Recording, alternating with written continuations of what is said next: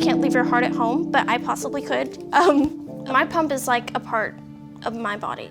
It helps me live, so it's with me everywhere I go. It's kind of like my friend. I guess I should give it a name or something.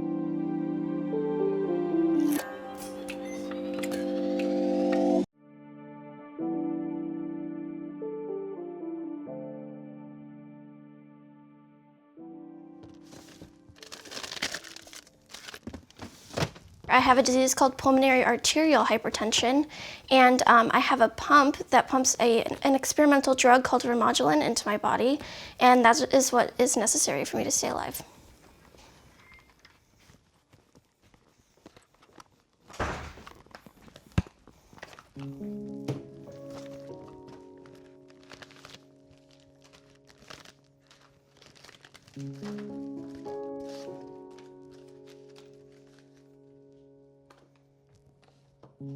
There's not a cure.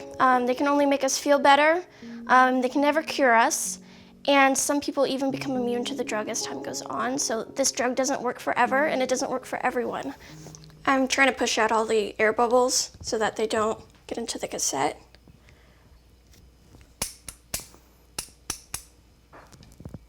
So I'm just connecting my tubing right now. So basically I'm just switching pumps to my new medication, and then I turn this pump on so that it's running. So this is just trying to get the fluid to fill up the tube so that there's no air in it. There's something particular about Lauren. Although she's shy and quiet, she will say how she feels about things, but you have to pay attention because she'll only say it once. If you don't hear her the first time, you consider that opportunity gone. I try to listen to her very carefully now because what she has to say has a profound impact on me and everybody around her. This pump is on, so this is good to go too. And then I just have to clean everything up.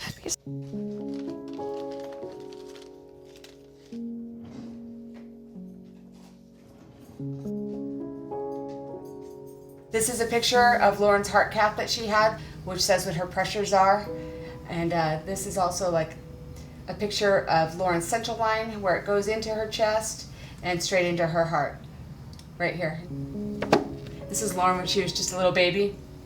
She was always running around with her pearls on. Oh, Lauren. Pearls in a diaper. That was Lauren.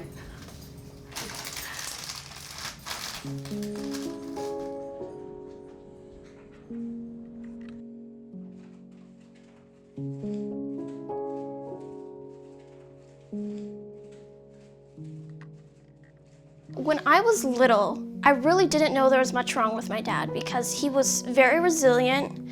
He never seemed sick to anyone. Joe was diagnosed with pulmonary hypertension when he was 18. He never really let it get in the way of what he did. He found a way to adapt. Could this be genetic? And they said, no, it's idiopathic. It happened it was his luck. So no, it never even crossed my mind until I started having symptoms and wondering what it was. And luckily I had a great doctor that said, let's go check it out, and decided that she, in fact, needed a right-sided heart catheterization, and she was diagnosed. I was told that life expectancy, I was actually shocked by this, because I guess it's hard to hear, was 1 to 5 years. Without treatment, I was told 1 to 2. But she does have treatment. But I do think that that's a very individual thing for each patient. However, Lauren's been sick a really long time. She's been sick since she was a little girl, even though we didn't have her diagnosed. And I think that that's played quite a big toll on her body, not being oxygenated the way that it need to. So, I mean, I don't know what that's going to do for Lauren's life expectancy. I would hope to think that within her lifetime that we're going to find a cure and that it won't be like that. And then typically you have to put the tube in a circle. It's kind of like a stress loop so that if it gets pulled on, it doesn't just kind of like rip out.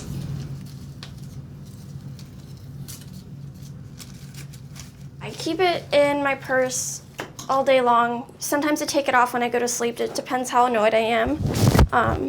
But yeah, I usually roll up the tubing in my purse and just keep it there. People really don't notice if it's in my purse, so. I guess I'm not scared because I feel like there's going to be a time where I'm gonna need to be scared, and now's not that time. Like, I feel like I'm gonna know way beforehand before anything happens. But of course, that's naive, and we never know what's gonna happen to us. But I feel like now's not the time to be scared for some reason. I can't control what happens to me, only how I respond to it. And so that's the best thing that I can do for myself, is be positive.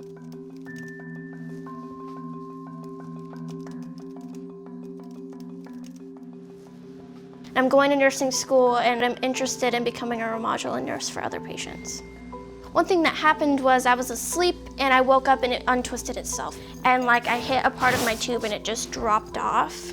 And so I knew it had become detached. Flicked on the light, looked in the mirror, saw that there was like blood all over my shirt. And from there, I got on FaceTime with my doctors. They told me what to do. That's actually happened to me twice. There is fear that if this happens again, that it could be worse, fatal, which is why I wanted my dog.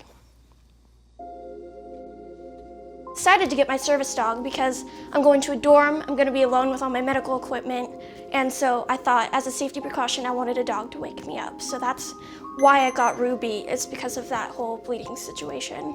There's usually like a long waiting list. It's usually like 3 to 5 years, and then it costs you like $35,000. I have a trainer that trains me to train my dog. So that was the quickest way for me to get a service dog.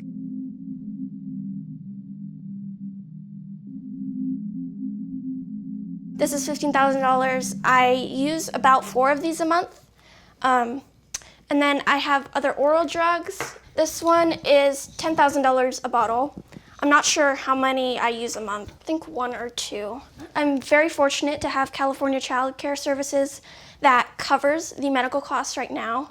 However, when I turn 21, that's kind of all up in the air. A lot of people get grants for their medications because insurance won't cover them. It's so much money because it's a very rare disease, so the drug companies are not going to make a whole lot of money on it because they have a very small control group of people that they sell it to. They can get away with selling it for that much, and they do.